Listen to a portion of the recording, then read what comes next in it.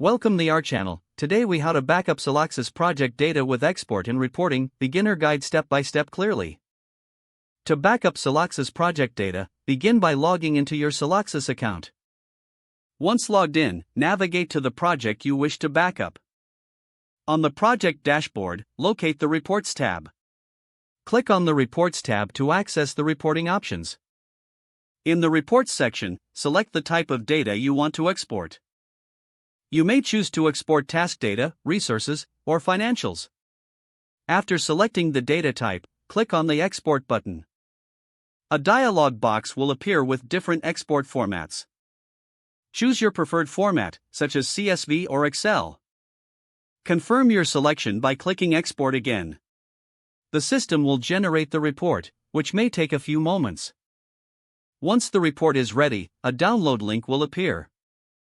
Click on the download link to save the file to your device. After downloading, open the file to verify the data has been exported correctly. To ensure complete data backup, repeat this process for all relevant projects. If you need to backup more detailed data, explore the Advanced Reports feature. In the Advanced Reports section, set your filters to narrow down the data. Once configured, click Generate Report. Like before, select your preferred export format. Download the generated report for a complete backup. Store your downloaded files in a secure location for future reference. Regularly backing up your projects will help safeguard against data loss.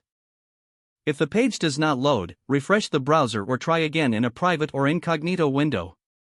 Make sure you are using the correct email address, then retype it carefully to avoid small typos.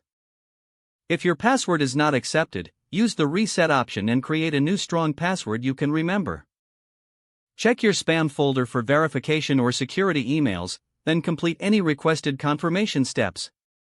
Enable two-factor authentication if available to improve account security and reduce unauthorized access risk. After signing in, review your profile details so your contact information and settings are accurate and current. Don't forget to like this video and subscribe to our channel for more step-by-step tech guides.